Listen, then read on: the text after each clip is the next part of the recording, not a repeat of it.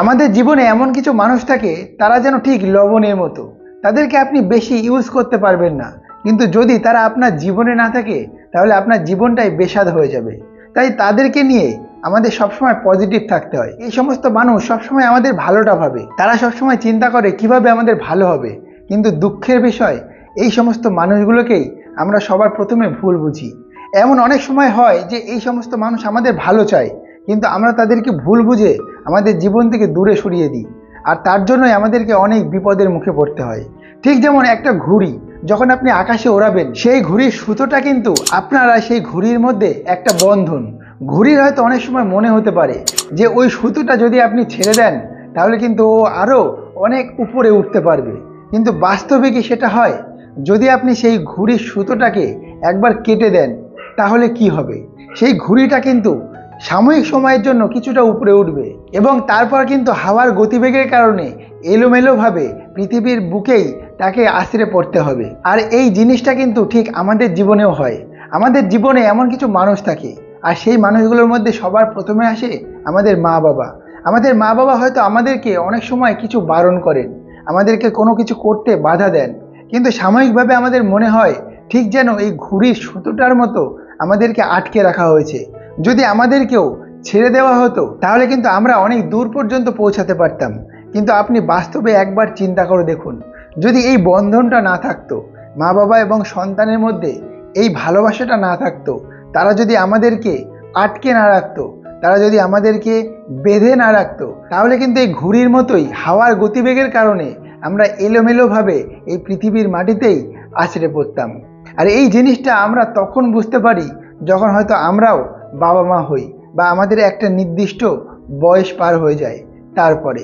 কিন্তু যদি ছোটবেলা থেকেই আমরা এই জিনিসটাকে বুঝতে পারি, বা যারা বুঝতে পারি না তাদেরকে যদি কেউ বোঝায়, তাহলে কিন্তু আমরা এই বাঁধনটাকে কখনোই অবহেলা করব না।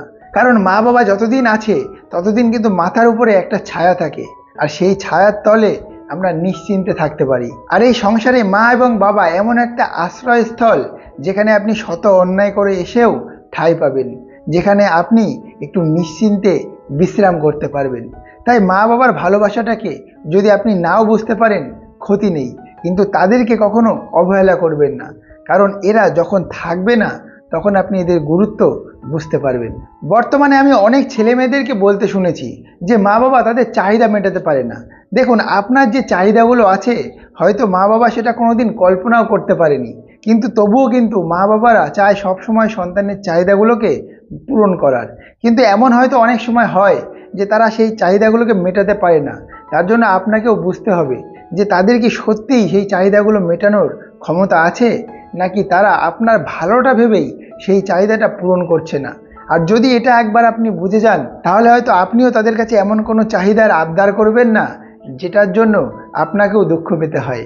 তাই যদি আপনি আপনার মা বাবাকে বুঝতে পারেন তাহলে সেটা আপনার সৌভাগ্য, কিন্তু যদি না বুঝতে পারেন তাহলে কখনো এই সমস্ত কারণে ভুল বুঝবেন না। বাড়িতে যদি 5 জন মানুষ থাকে আর আপনি 4টে পাউরুটি আনেন, তাহলে কিন্তু মাই প্রথমে বলে যে আমার পাউরুটি ভালো লাগে না, বা আমার আজ খিদে নেই, আমি খাবো না। আর এই ভালোবাসাটা কিন্তু আপনি মা ছাড়া আর অন্য কোথাও পাবেন না। আবার ঠিক তেমনই আপনার হয়তো 5 জোড়া জুতো আছে, কিন্তু আপনার বাবার পায়ে যে জুতোটা আছে হয়তো সেটা ছিঁড়ে যাওয়ার মতো অবস্থা, হয়তো সেটা আপনি হলে কখনোই পরতেন না, কিন্তু সেখানে আপনার বাবা আপনাকে বলছে যে নতুন জুতো দিয়ে কি হবে, এই তো চলে যাচ্ছে। আর এই ত্যাগটা কিন্তু একজন বাবাই করতে পারে। তাই কথায় বলে যে একজন সন্তান, একজন ছেলে একসময় বাবা হয়, কিন্তু কোনো বাবারা কিন্তু ছেলে হয় না।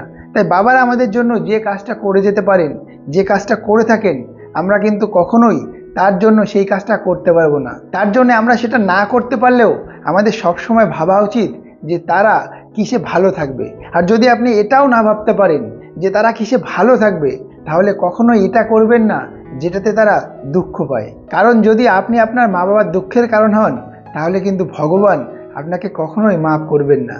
তাই মা বাবাকে সবসময় ভালো রাখুন, তাদেরকে বিশ্বাস করুন এবং তাদের প্রতি নিজের কর্তব্য পালন করুন। যদি আমাদের ভিডিওটা ভালো লাগে তাহলে সবার সাথে ভিডিওটা শেয়ার করবেন। আর দেখা হচ্ছে পরবর্তী কোনো ভিডিওতে। ততক্ষণ পর্যন্ত ভালো থাকবেন, সুস্থ থাকবেন।